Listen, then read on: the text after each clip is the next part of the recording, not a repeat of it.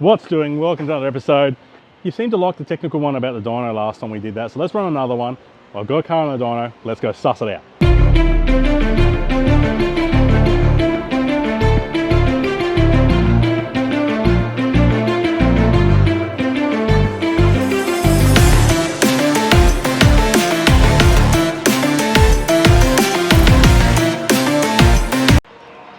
That's right, nothing fancy. This one's just a D40 that has been here anyway.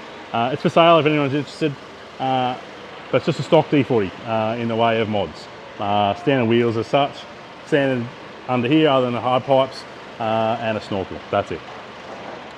So, wires on the dyno? Well, we'll run it up on the dyno, we'll do a stock run so you can see what it's got, and then we'll just see what we can do to make power of this without doing anything. Seems easy enough, let's go find out. Alrighty, so we're just inside the car.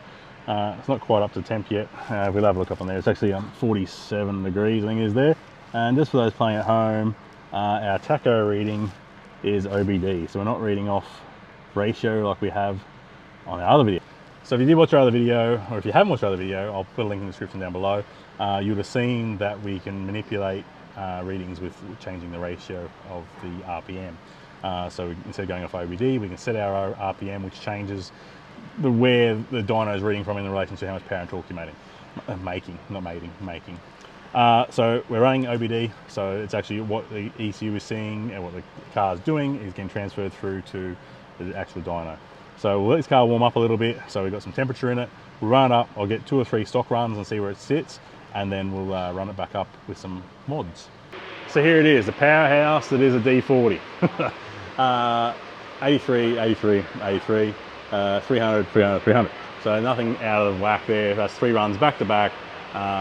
Intake air temperatures here is what the ECU is seeing and bringing through via OBD, which is the O means, to the dyno. And that's what we've recorded here as well, so you can see what's going on. They're all within a degree or two of each other. I think in the dyno is about 25 to 27 degrees, something like that, while it's sitting here idling now, it's up to 28. There we go, so it's dropping just idling now, sitting there, so it's dropping to 27. What we're looking at here though is this one. In that air temp at 24 degrees, 23.7. So what does that one mean? Well, that one, let's go have a look on the outside of the car. This is my doctor surgery stand where I keep all my accessories. I'll do a little pan view now where I hang everything off. But this is where our intake air temperature sits, and this is it here, my air probe. So I'll carry this around to the front of the car and I'll show you what we can do. So as you can see there, that's 23.1 degrees. Now I have the probe here, and now if I hold this with my hand, as I am now, I'll try and go back to here so you can see, I'm holding this in my hand. We can zoom in over there again. You can see that's starting to go up to my body temperature, which is 30 degrees. So let's hop in the car and talk about this. So this temperature probe is there as a weather station. We have one, I can bring it up on the screen actually, let's have a look. So we bring up our weather station and it actually tells us a few different things. It tells us the room temperature, relative humidity, and the barometric pressure. Now, that can be all changed with manually changing that.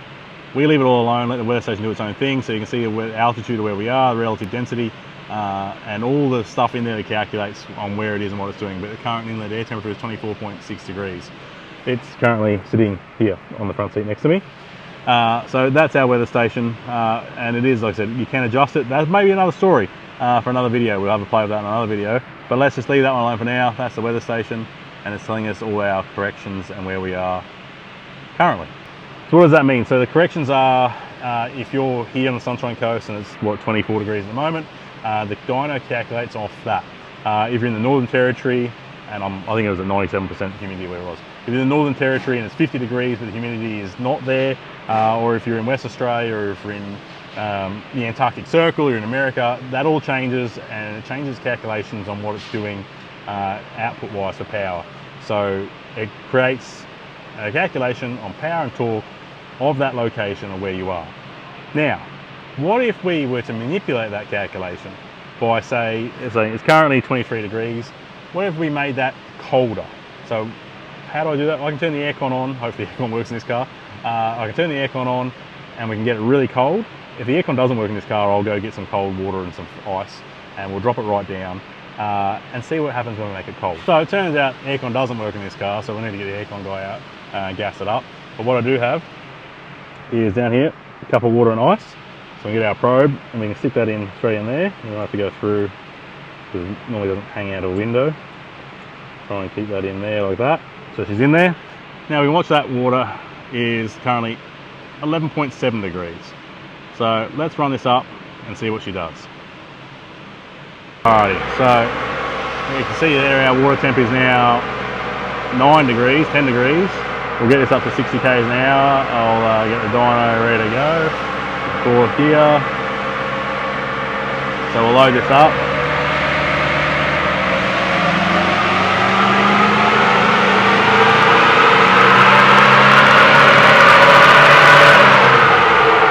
There you go. What's happened? So I did 2 runs, but the screen cut out halfway through the run, so you would have missed it on the black screen with a stupid reset.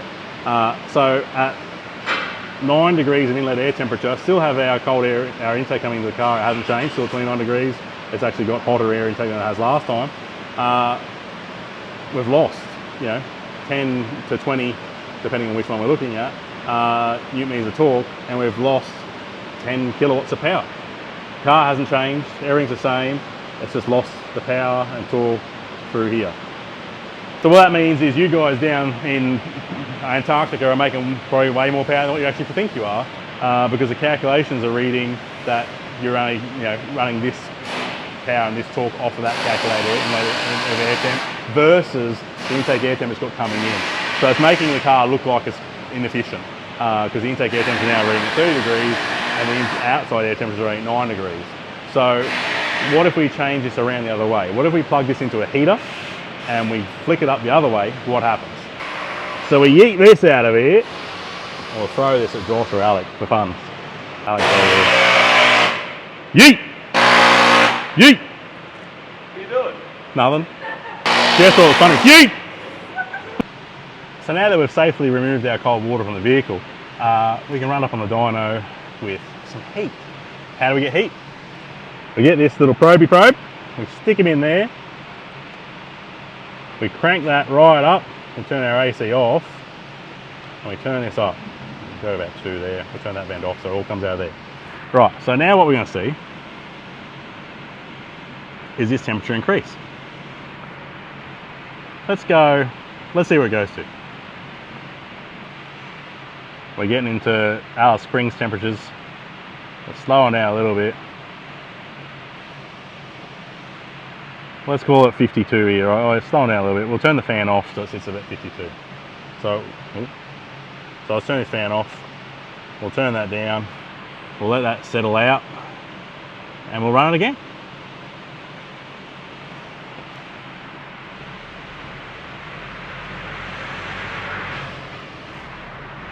We'll press restart on this dyno and we'll get up to 60.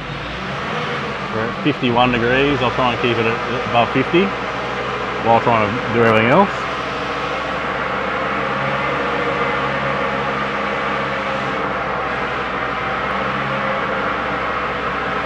So let's load it up.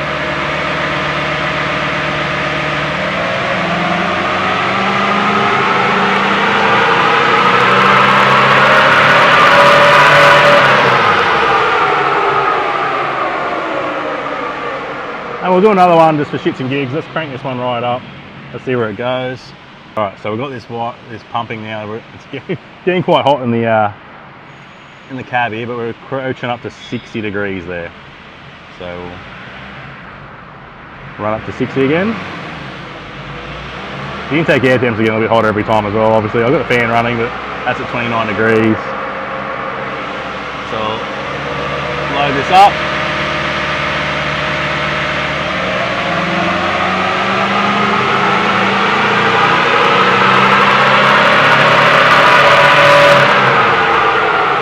There we go.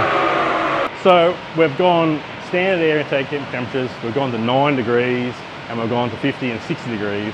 Let's have a look at the results and see what happens. So we'll go back over. They're all standard, as standard can be with the intake air temperature as it is here today in the workshop. We've done a couple here, 2 here at 9 degrees, so we've lost power and we've lost torque. And then we cranked it up to 50 degrees, and we're making more power and torque than what we did. And we cranked up to 60 degrees, And again, we're making 10 kilowatts more and 30 newton meters more. So what does this mean? It sort of fathoms me a little bit, so I don't know what the wording is for it. It's an easy way to cheat the system. You can plug it into the engine bay and have it at 100 degrees if you like, and it's going to keep building power. It's just the calculations are there off that intake air temperature for the room, the location, the shed, outside, inside, rain, wherever in the booth, whatever the conditions are, it's calculating off of that. So when you're actually in real life and you're not at 60 degrees, it's not making that power because the intake air temps are at 30 degrees. So in reality, it's saying the car is working more efficiently than what it was because we've got intake air temps at 32 degrees currently while it's running. It was at 29 and it was at 6 degrees outside. So what it's saying is the car's working awesomely because it's at 60 degrees outside. Its intake air temps are getting to 29 degrees. The intercooler is working great. The car's making good power and good torque in that heat. And in the negatives, it's saying the engine's not very not very efficient because you're running at 9 degrees of inlet air temperature outside, but we're running at 30 degrees of intake air temperature. So the car's not really calculating, making the power it should be making, fudging the system. So I'll turn this car off and we'll have a chat. Now I brought it up on the screen for you so you can see it a little bit. I don't know if it's going to be easier, but the dotted lines are always this side of the dyno and the solid lines are always this side of the dyno screen. So you can see here we've got these two runs. We ran at like 10 degrees of inlet air temperature. We have the 50 degree and we have the 60 something degree. And they correspond with the colours of what they got. So at 60 odd degrees we made 91 kilowatts. At 89 kilowatts we made, it was making 50 degrees. So you can break it all down and you can get it all logged and see what's going on. So what does this mean? So I'm not saying there are, but maybe I am, workshops out there that grab hold of that, stick it on the exhaust system, stick it in the aircon vent, and can manipulate the dyno really easily without actually doing anything. Same as changing the ratios. It's an easy thing to do. Look, if that's your cup of tea and you want to do it, just make sure it's like for like. Like I said in the previous one, if this is the way you want to do it and you want to read, ambient air temperatures of 60 degrees because that's where you're going, by all means. There's reasons and methods behind everything. But if you're going to do it, make sure it's like for like, and don't get on the forums and say, hey, look, I've just made 600 newton meters of torque and 200 kilowatts in my Triton, because it's not real. It's just not a possibility. The Triton calls there not to have diss Tritons. Calm down on the Triton forums. It's just there as a name. Or our D40. Our D40 just made an extra 10 kilowatts and an extra 30 newton meters, and I did nothing to the car. It's completely stock. So you can, in that relative, of things, that if you're talking, someone's making 30% more power and 30% more torque, you're adding another 10 kilowatts and another 30 newton meters on top of that. That's increasing a lot. That's another 10% of torque I made by doing nothing. So we need to be aware that these dynos are just a tool. They're really only there for us to log everything and see what's going on. The numbers at the end of the day can really mean a pinch of salt, as long as the car has got a gain before and after. But as long as the guy's using the dyno, are using it right and publicising it right, that's the main factor of it all. But all they're there for us is to monitor everything, make sure everything's okay, and go, cool, at the end it came in with this and it's going out with that. Our AFRs are good, our boost is good. We can log everything, anything that OBD can log, I'll show you anyway quickly in a second now. Anything that OBD can log, we can log. So I'll show you and have a look. The D40 is a little bit basic, bitch.